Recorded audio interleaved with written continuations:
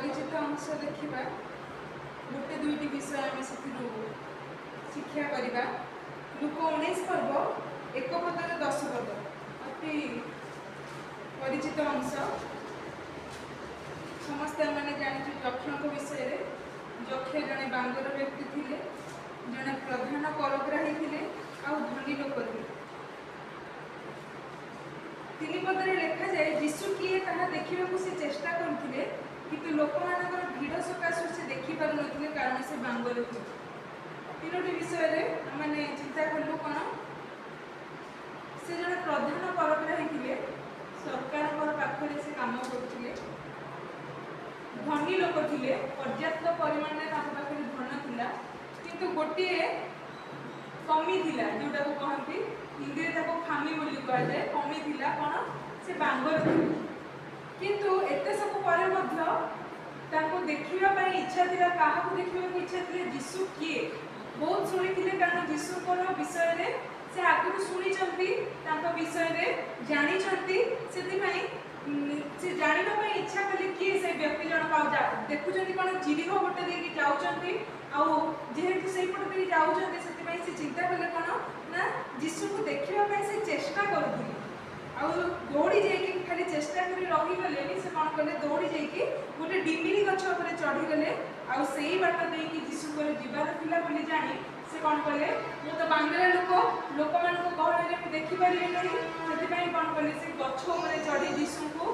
देखापी से कौन कले इच्छा प्रकाश कले यीशु से स्थान को आसी यक्ष को कहले कौन शीघ्र तुम ओह्लि आस कारण आज तुम घरे मत रही आउे कौन हो शीघ्र ओह्लि आसी सी कौन कर आतिथ्य सत्कार करुँच लोक मान भितर भय पड़ा कौन जे ये जड़े पापी लोक घरे रही गलानी कि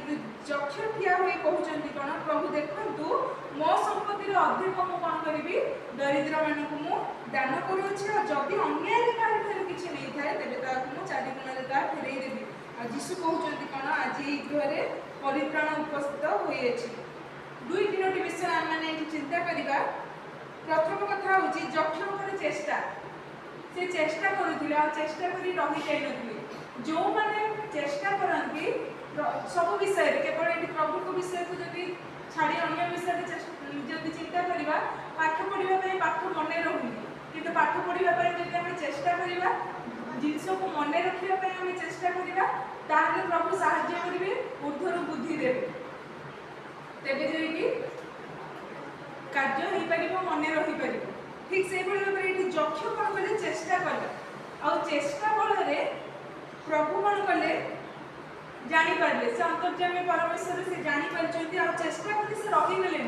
किसी कार्य कले आम बेले बेले कौन हो तो बहुत चेष्टा कले कि ना केमी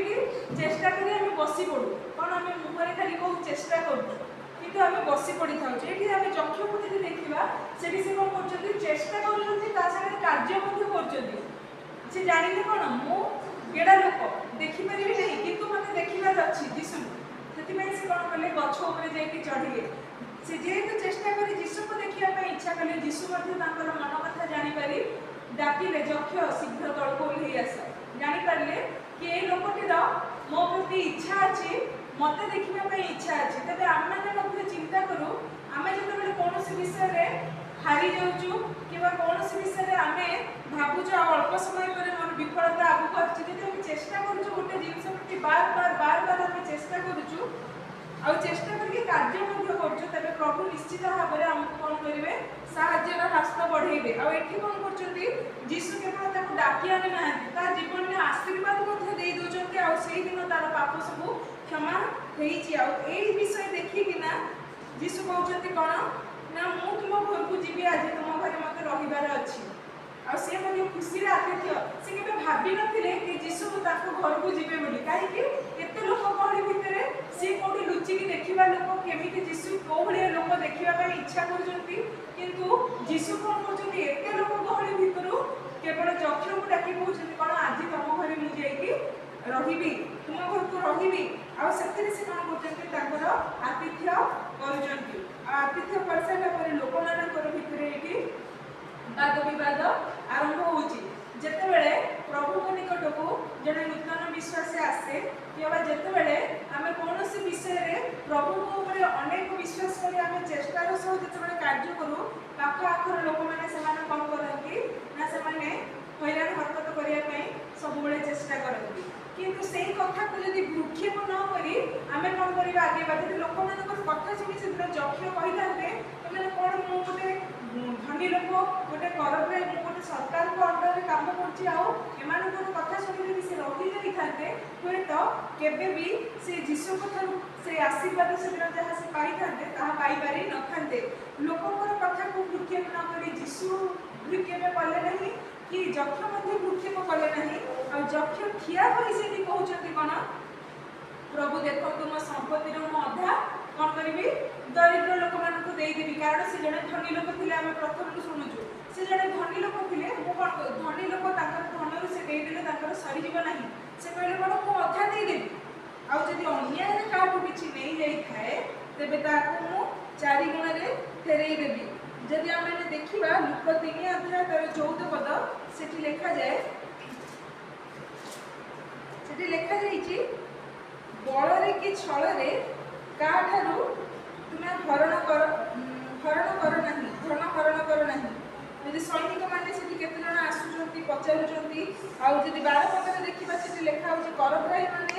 ବାପ୍ତିସ୍ମ ପାଇବାକୁ ଆସି ପଚାରୁଛନ୍ତି ଗୁରୁ ଆମେ କ'ଣ କରିବା। ଯୀଶୁ ତାଙ୍କୁ କହୁଛନ୍ତି କ'ଣ, ତୁମ୍ଭମାନଙ୍କ ନିମନ୍ତେ ଯାହା ନିରୂପିତ ତା ଅପେକ୍ଷା ଅଧିକ ଆଦାୟ କର ନାହିଁ। ଅର୍ଥାତ୍ ସେ କର ଆଦାୟକାରୀ, ଅର୍ଥାତ୍ କର ବା ଟ୍ୟାକ୍ସ ସେ କ'ଣ କରିବେ ଗ୍ରହଣ ନେବେ ଲୋକମାନଙ୍କ ପାଖରୁ। ସେ କ'ଣ କରିବେ ଅର୍ଥ ଆଦାୟ କରିବେ, କର ଆଦାୟ କରିବେ। ଏଇଠି ଯୀଶୁ କହୁଛନ୍ତି ଯେତିକି ନିରୂପିତ, ଯେତିକି ଟ୍ୟାକ୍ସ ଲେଖାଯାଇଥାଏ, ଯେମିତି ମେଡିସିନ ହଉ, ଆମର ଖାଦ୍ୟ କୁଡ଼ିଆ ଗୁଡ଼ିକ ହଉ, ଯେଉଁଗୁଡ଼ାକ ଆମର ପ୍ୟାକେଟ୍ ଜିନିଷ ତା ପଛପଟେ ଟ୍ୟାକ୍ସ ଇନକ୍ଲୁଡିଂ ଟ୍ୟାକ୍ସ ବୋଲି ଲେଖାଯାଇଥାଏ। ସେ ଟ୍ୟାକ୍ସଟା ଆମେ ସରକାରଙ୍କୁ ଦେଇଥାଉ, ଟଙ୍କାଟେ ହେଇଥିଲେ ବି ସେଥିରେ ଟ୍ୟାକ୍ସ ଲାଗୁଛି। ସେଇଭଳି ଭାବରେ ଏଠି କରଗ୍ରାହୀମାନଙ୍କୁ କୁହାଯାଏ କ'ଣ, ଯାହା ନିରୂପିତ ତାଠୁ ଅଧିକା ତୁମେ ତା ଅପେକ୍ଷା ଅଧିକା ତୁମେ ଆଦାୟ କର ନାହିଁ। ସେଇ ସକାଶେ ସେ କହୁଛନ୍ତି କ'ଣ, ଯଦି ଅନ୍ୟାୟରେ ମୁଁ ତାଠୁ ନେଇଯାଇଥାଏ, ନ୍ୟାୟ ନୁହଁ, ଯାହା ଯେତିକି ନେବା କଥା ମୁଁ ତାଠୁ ଯଦି ଅଧିକା ନେଇଯାଇଥାଏ ତେବେ ମୁଁ କ'ଣ କରିବି 4 ଗୁଣରେ ତାକୁ ମୁଁ କ'ଣ କରିବି ମୁଁ ଫେରେଇ ଦେବି। ଆଉ ଯୀଶୁ ତାଙ୍କ ବିଷୟରେ କହୁଛନ୍ତି କ'ଣ, ଆଜି ଏହି ଗୃହରେ ପରିତ୍ରାଣ ଉପସ୍ଥିତ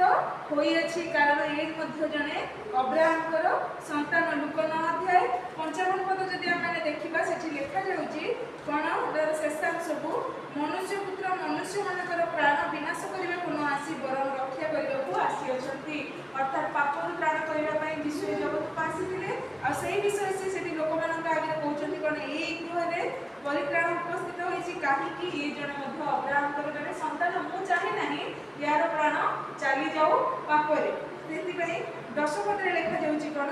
ଯାହା ହଜି ଅଛି ତାହା ଖୋଜି ରକ୍ଷା କରିବାକୁ ମନୁଷ୍ୟପୁତ୍ର ଆସିଅଛନ୍ତି।